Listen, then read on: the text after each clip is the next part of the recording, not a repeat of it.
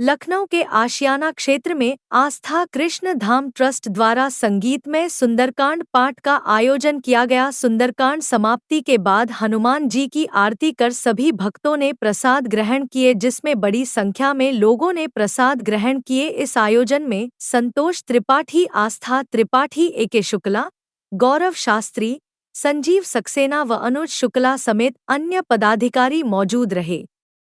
इस आयोजन में शहर के तमाम गणमान्य व्यक्ति भी मौजूद रहे और सभी लोगों ने सुंदरकांड के साथ प्रसाद का भी आनंद लिया। आस्था कृष्ण धाम ट्रस्ट द्वारा भंडारे में प्रसाद के रूप में पूरी सब्जी, करी चावल, छोले चावल, बूंदी, ठंडा पानी, लस्सी का वितरण किया गया। आस्था कृष्ण धाम ट्रस्ट के अध्यक्ष संतोष कुमार त्रिपाठी ने बताया कि उनको भंडारे कराकर असीम सुख की प्राप्ति होती है। वह लगातार इस तरह के आयोजन करते रहते हैं।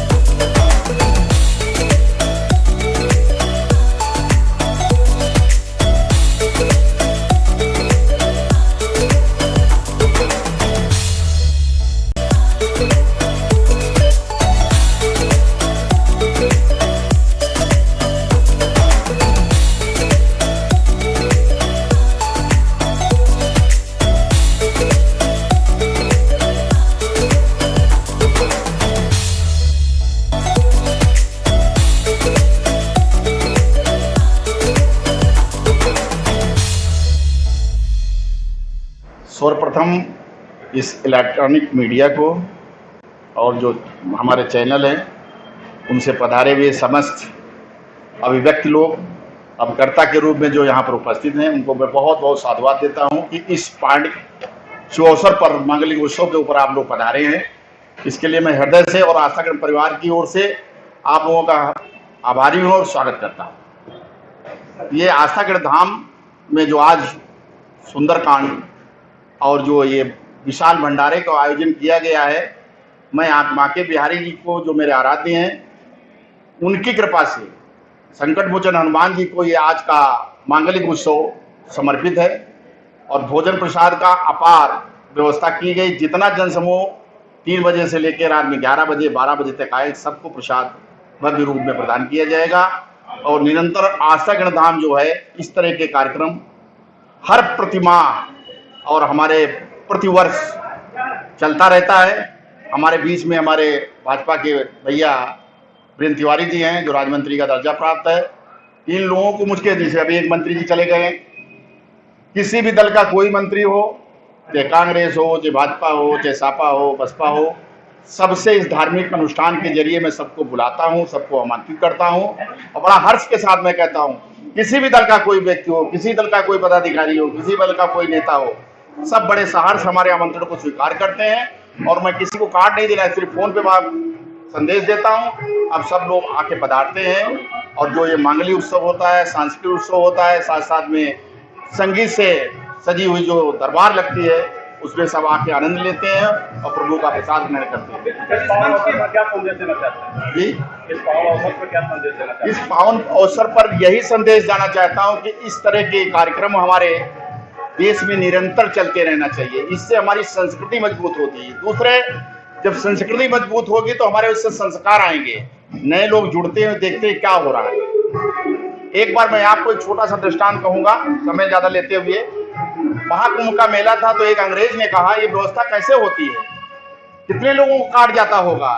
तो हमारे किसी भक्त के द्वारा उत्तर दिया गया कि यहाँ पर लोग आते हैं और जाते हैं, किसी को काट नहीं भेजा जाता है। ये हमारी संस्कृति उनको बुलाती है और संस्कृति ही उनको आमंत्रित करती है, और उसमें लाखों लोग आते हैं और लाखों लोग जाते हैं। उसी तरह इस आमंत्रण में हम बुलाते हैं सैकड़ों को, लेकिन प्रभु हजारों को यहाँ भेजता है, क्योंकि आस्था के धाम में और साथ यहाँ बैठे हुए बांके बिहारी में उनकी आस्था है, और आस्था में आते हैं और आस्था पाते हैं, और आस्था के साथ साथ प्रभु का साधुवाद पाते हैं, उनकी कृपा का एहसास करते हैं कि आस्था के धाम में कृपा है, और कृपा के आधार पर कृपा के लिए पधारते हैं और कृपा उनको प्राप्त होती है। और मैं ये भी कहना चाहूंगा आस्था के धाम से बड़े दावे के साथ, आज 1 तारीख से थोड़ी देर के लिए 24 जून 2024 में कोई भी मन्नत आप मांग के जाइए हृदय से, मैं चुनौती के साथ कहता हूँ 24/6/2025 हो, अगर वो मन्नत ना बात पूरी हो तो आप मुझसे मिलिए। ये वो आस्था के दान में बांके बिहारी जी की कृपा है। मैं संस्कृति के इस तरह के लोगों को और अपने से जोड़ना चाहता हूँ, आस्था परिवार को बहुत आगे ले जाना चाहता हूँ। आस्था ग्रंथ ट्रस्ट की इसीलिए मैंने रूपरेखा बनाई, और आस्था ग्रंथ धाम के परिवार के जरिए पूरे हिंदुस्तान में मैं इसकी एक कोई श्रृंखला करूंगा, खासकर मेरे प्रदेश में हर जनपद में इसकी इकाई बनाने की मेरी योजना है। मुझे देखिए कोई चुनौती नहीं है। हमारा कहना है कि तमन्ना रखो हमेशा समुद्र की गहराई छूने की, तमन्ना रखो हमेशा समुद्र की गहराई छूने की। किनारों पर तो जिंदगी की शुरुआत होती है। कोई भी अच्छा काम करोगे तो बाधे जरूर आएंगे, लेकिन आप अपना कर्म सुनिश्चित कर लीजिए, संकल्प सुनिश्चित कर लीजिए, तो कभी भी आपका संकल्प अधूरा नहीं सकता अगर प्रभु की कृपा है। स्तर पर यह है कि जो निर्बल व्यक्ति हैं, निर्भर कन्याएं हैं, उनका पाणिग्रहण संस्कार कराने की योजना है मेरी। जो ब्राह्मण बटुक लोग हैं, निर्धन लोग हैं, उनके यज्ञोपवीत की मेरी योजना है। निर्धन व्यक्ति जो इलाज नहीं करा सकते उनकी जांच की व्यवस्था के लिए शिविर लगाने की योजना है। गरीब बच्चों को शिक्षा के क्षेत्र में उनकी मदद करना है, और इसके साथ साथ मेरा मेन मोटिव मुझको भोजन कराने और भंडारा कराने में बहुत आनंद आता है।